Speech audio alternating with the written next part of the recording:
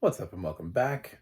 I'm John Stark from ActTheMovieGuy.com, your favorite blind film critic, and I'm still doing X-Men reviews because today is the last day. It's the season finale of X-Men 97. So this is The Wolverine. Stars Hugh Jackman, directed by James Mangold. Arguably a step up from X-Men Origins Wolverine.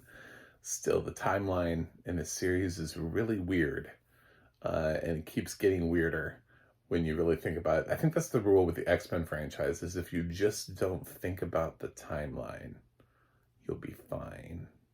But if you start thinking about the timeline, it doesn't make any sense. So, this is, so Disney Plus, it does not have audio description because I don't know. Really don't know the answer to that question because I don't work for Disney. I don't know why they don't want to why they have Marvel content that doesn't have audio description. I would think like this would be their top priority since they've literally branched Marvel into its own section. I would think that finishing off the Fox inherited content would be among their higher priorities to have this sort of cohesive flow of all of the films, but guess not, you know. So the Wolverine was an absolute mess to try to follow. Hopefully you click like and subscribe because I don't really have much to say here. I have seen this film before. I do like it. I have some problems with it from a fan standpoint just because of how they've twisted and turned this period in Wolverine's life and manipulated it into the timeline. Unfortunately, a storyline that should have featured Lady Deathstrike doesn't feature Lady Deathstrike because Lady Deathstrike was given to Kelly Hu in X2. So this is what happens when you don't think things through and you put random villains in that have backstories with characters, but then you just erase the backstory. But then when we have an entire film that would have developed the backstory between those characters, we don't get the backstory. Would have been really nice if they had just invested in the fact that this film didn't take place after,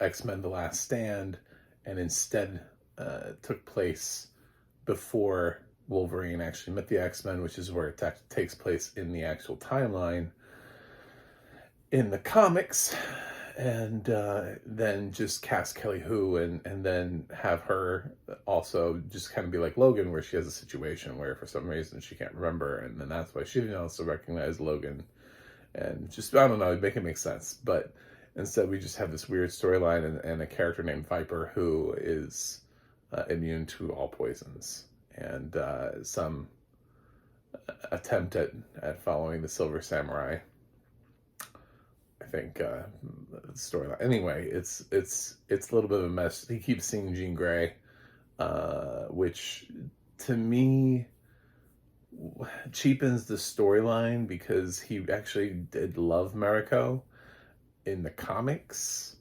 So it was always, to me, this is like, well, it makes Mariko feel like she's chopped liver, but it's Jean came later, and the whole Jean thing is this like largely unrequited love also too. So whereas with Mariko he was actually requited.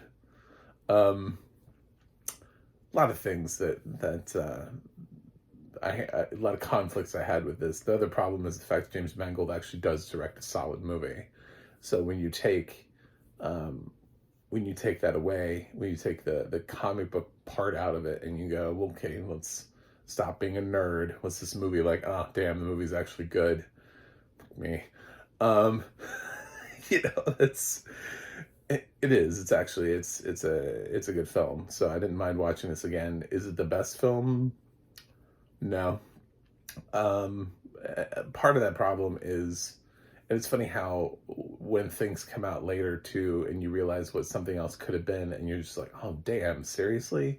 Like, if I'd never seen Logan, I would have just been like, oh man, this is like the best thing that Wolverine could have ever gotten. Like, this is the best storyline. It feels like a cohesive film. It's like leagues beyond X-Men Origins Wolverine in terms of storytelling. But then Logan, it feels like it's like leagues beyond the Wolverine. So where does that put the Wolverine? You know, I don't think it's a bad film at all. I think what James Mangold does here is certainly commendable in terms of the quality of the film. It's one of those things where like people, when I was hearing all these people who liked Indiana Jones and the Dial of Destiny were coming through, and they're like, oh, it's because James Mangold. You know, he's a solid director. He's just a reliable director. When you look at his resume, everything is just really solid. You know, I mean, he doesn't have maybe like the Oscar glory in there, but it's just a solid man. You know, yeah, he is. So this qualifies as what you're saying. It's a solid film. Um, for some reason, I think this is one of those films that's been like diminished, where people are like, it was not good. Meh, meh. It's like, yeah, it's first of all, I'm having to watch all the X-Men films like in a short period of time together. So I did just see X-Men Origins Wolverine, albeit without audio description, but I've actually seen that film more than I've seen this film. And aside from a couple things that film did right, most of it's wrong. Whereas this film, aside from the fact that inherently they just made a choice. And the weird thing is, when you look at the timeline about when this was released, this would have been the furthest out in terms of the timeline at the time it was released, because all it had was Origins, it had the original trilogy, and it had First Class. So this was like the furthest out in terms of the timeline, because after this, Wolverine comes back for Days of Future Past, where Professor X is inexplicably alive and then gets sent back to the past to stop Mystique from, you know, I mean, like, so I'm talking about when I go, if you think too much about the timeline, it doesn't make any damn sense. So yeah, this is this storyline just, but this film is fine. It's a pain in the ass to try to follow on Disney Plus. If I hadn't seen the film before, this would have been, I would have just been angry, because they do speak a lot in Japanese, because this film is steeped deep in Japanese culture and samurai culture, and there's no translation for that. So you either have to be bilingual or you know, in order to fully understand, because then somebody will just say something like, I have no idea what he just said. Nothing. And you know, it's like, you know that the audience is getting subtitles, sighted audience, but you're not getting anything. So cool. Anyway, so that's the Wolverine. I don't need to talk about this ad nauseum. I think it's pretty obvious why this film needs audio description. It's an action film, so there's action sequences that make little to no sense.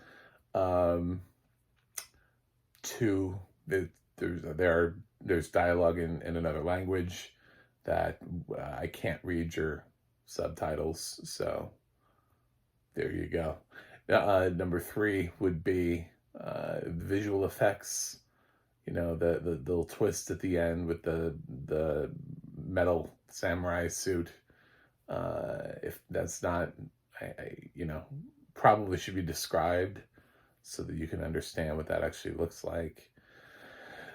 Just a couple of things, you know, just a few, just like, I don't know, 90% of the film, but whatever. It's like, so I didn't have a great time with this, and struggled to watch it. But the grade is kind of based on the fact that I've seen it before, not the first time I've seen it, also not the second time I've seen it.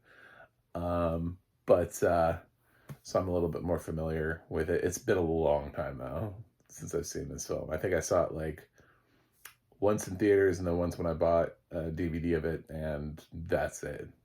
I think I've seen it twice. So, and like I said, Logan is out there. So, but overall, this is a solid film. Hugh Jackman really brings it in the acting, and it's a huge step up from X-Men Origins Wolverine. So, should this film ever get audio description, I would say it is a B+, but technically, without audio description, it is very unwatchable. So, that's my grade. Anyway, thanks for watching. Thanks for subscribing. And I will see you guys on the other side. Closer to, if you're following only my X-Men reviews, I guess when Deadpool and Wolverine comes out. But I will finish with Logan, Deadpool, and Deadpool 2. So, before that. But I have till July to do 3 films. So, I think I have time to accomplish the task.